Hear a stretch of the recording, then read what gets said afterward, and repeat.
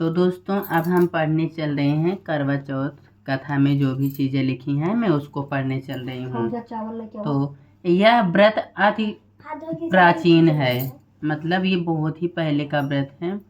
इसका प्रचलन महाभारत से भी पूर्व का है। यह व्रत सौभाग्यवती महिलाओं के लिए उत्तम माना गया है। सामान्य मान्यता के अनुसार सुहागिनें इस व्रत को अपने सुहाग यानी कि पति की दीर्घायु के लिए रखती हैं, मतलब अपने पति के लंबी उम्र के लिए रखती हैं। कहा जाता है इसे पांडवों की पत्नी द्रौपदी ने भी किया था। दूसरा समय, यह व्रत कार्तिक कृष्ण पक्ष को चंद्रोदय चतुर्थी में किया जाता है। व्रत की विधि। कार्तिक मास के कृष्ण की चतुर्थी को करवा चौथ कहते हैं। सुहागवती स्त्रियों के लिए यह व्रत बहुत ही श्रेष्ठ व्रत है। स्त्रियां इस व्रत को अपने पति की लंबी उम्र होने के लिए करती हैं। इस दिन सुहागिन स्त्रियां चावल पीसकर दीवार पर करवा चौथ बनाती हैं, जिसे वर कहते हैं।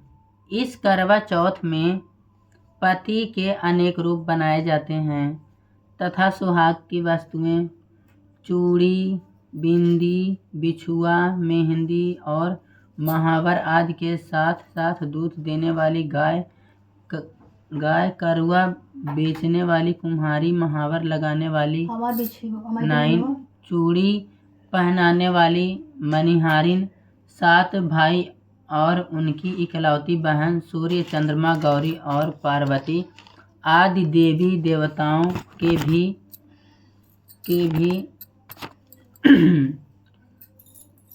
चित्र बनाए जाते हैं। सुहागिन स्त्रियों को इस दिन निर्जल व्रत रखना चाहिए। रात्रि को जब चंद्रमा निकल आए तब उसे अर्घ्य देकर भोजन करना चाहिए। पीली मिट्टी की गौरा बनाकर उसकी पूजा करनी चाहिए।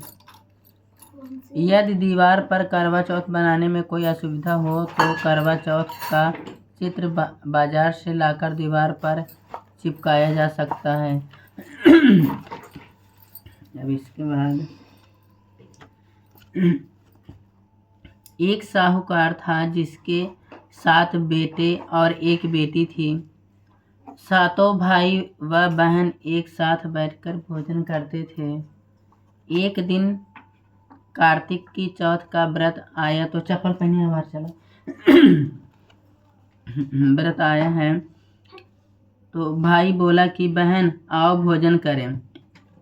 बहन बोली कि आज करवा चौथ का व्रत है, चांद उगने पर ही खाऊंगी। तब भाइयों ने सोचा कि चांद उगने तक बहन भूखी रहेगी, तो एक भाई ने दिया जलाया, दूसरे भाई ने छलनी लेकर उसे ढका और नकली चांद दिखाकर बहन से कहने लगे कि चल चांद उगाया है, अर्घ्य दे लें। बहन अपनी भाभियों से कहने लगी कि चलो अर्घ्य दे। तो भाभियाँ बोली तुम्हारा चांद उगा होगा, हमारा चांद तो रात को उगेगा।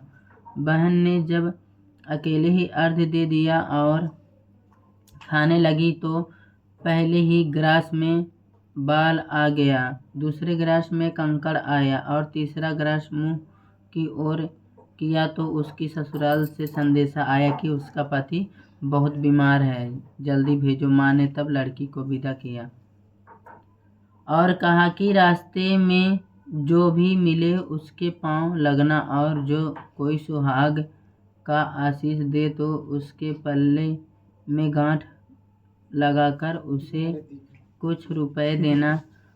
बहन जब भाइयों से विदा हुई तो रास्ते में जो भी मिला उसने यही आशीष दी कि तुम 7 भाइयों की बहन, तुम्हारे भाई सुखी रहें और तुम उनका सुख देखो।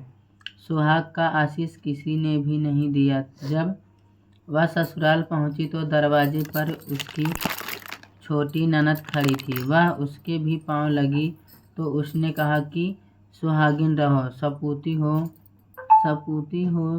तो उसने यह सुनकर पल्ले में गांठ बांधी और ननद को सोने का सिक्का दिया। तब भीतर गई तो सास ने कहा कि पति धरती पर पड़ा है तो वह उसके पास जाकर उसकी सेवा करने के लिए बैठ गई। बाद में सास ने दासी के हाथ बची खुची रोटी भेज दी। इस प्रकार से समय बीतते बीतते मृगशीर यानी कि मार्गशीर्ष की चौथ आई तो चौथ माता बोली, करवा ले भाइयों की प्यारी करवा लेकर जब उसे चौथ माता नहीं दिखलाई दी तो वह बोली, हे माता, आपने मुझे उजाड़ा तो आप ही मेरा उद्धार करोगी, आपको मेरा सुहाग देना पड़ेगा। तब उस चौथ माता ने बताया कि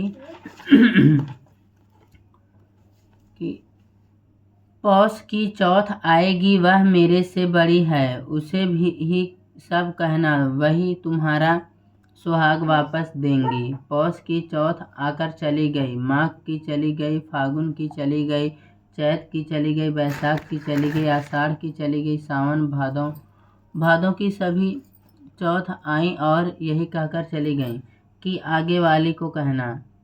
असौज की चौथ आई तो उसने बताया कि तुम पर कार्तिक की चौथ नाराज है, उसी ने तुम्हारा सुहाग लिया है, वही वापस कर सकती हैं, वही आएंगी तो पांव पकड़कर विनती करना। यह बताकर वह भी चली गई। जब कार्तिक की चौथ आई तो वह गुस्से में बोली, भाइयों की प्यारी करवा ले, दिन में चांद उगानी करवा ले, व्रत खंडन करने वाली करवा ले, भूखी करवा ले। तो यह सुनकर वह चौथ माता को देखकर उसके पांव पड़कर गिड़गिड़ाने लगी, हे चौथ माता, मेरा सुहाग तुम्हारे हाथों में है, आप ही मुझे सुहागिन करें। तो माता बोली, पापिन हत्यारिन, मेरे पांव पकड़कर क्यों बैठ गई? तब वह बोली कि जो मुझसे भूल हुई उसे क्षमा कर दो, अब भूल नहीं करूँगी। तो चौथ माता ने प्रसन्न होकर आँखों से काजल, नाखूनों में से मेहंदी और टीके में से रोली लेकर छोटी उंगली से उसके आदमी पर टीका दिया तो वह उठकर बैठ गया और बोला कि आज मैं बहुत सोया। वह बोली, क्या सोए, मुझे तो 12 महीने हो गए, अब जाकर चौथ माता ने मेरा सुहाग लौटाया। तब उसने कहा कि जल्दी से माता का पूजन करो। चौथ की कहानी सुनी, करवा का पूजन किया तो प्रसाद खाकर दोनों पति पत्नी चौपड़ खेलने बैठे गए। नीचे से दासी आई, उसने उन दोनों को चौपड़ पासे से खेलते देखा तो उसने सासू जी को जाकर बताया। तब से सारे गांव में यह बात प्रसिद्ध हो गई कि सब स्त्रियां चौथ का व्रत करें तो सुहाग अटल रहेगा। जिस तरह से साहूकार की बेटी का सुहाग दिया, उसी तरह से चौथ माता सबको सुहागिन रखें। यही करवा चौथ के उपवास की सनातन महिमा है। करवा चौथ व्रत कथा 2। अति प्राचीन काल की बात है। एक बार पांडुपुत्र अर्जुन तप करने के लिए नीलगिरी पर्वत पर चले गए थे। इधर पांडवों पर अनेक मुसीबतें पहले से ही थी। इससे द्रौपदी ने शोक विहल हो कृष्ण की आराधना की। कृष्ण उपस्थिति हुए और पूछा, कहो क्या कष्ट है तुम्हें? प्रभु द्रौपदी ने हाथ जोड़कर कहा, मुझे क्या कष्ट है, आप तो स्वयं जानते हैं, आप तो अंतर्यामी हैं, मुझे कष्टों के बोझ से विघ्न कर दिया है। क्या कोई ऐसा उपाय है जिससे इन कष्टों से छुटकारा मिल सके? तुम्हारा प्रश्न अति उत्तम है द्रौपदी। कृष्ण तो प्रभु फिर मुझ दुखी नारी का कष्ट दूर करने का उपाय बताइए, द्रौपदी ने पूछा। यही प्रश्न एक बार पार्वती जी ने शिव जी से कर दिया था। तब श्री शिव जी ने करवा चौथ का विधान बताया था। फिर प्रभु करवा चौथ की जानकारी मुझे भी दीजिए और उसकी कथा कहिए। तब कृष्ण ने एक पल सोचने के बाद कहा, दुख सुख जो सांसारिक माना जाता है, प्राणी उसमें सदा ही लिप्त रहता है। मैं तुम्हें अति उत्तम करवा चौथ व्रत की कथा सुनाता हूँ। इसे ध्यान से सुनो।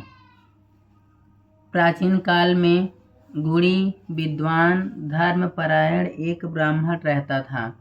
उसके 4 पुत्र तथा एक गुणवती सुशील पुत्री थी। पुत्री ने विवाहित होकर चतुर्थी का व्रत किया, किंतु चतुर्दश से पूर्व ही उसे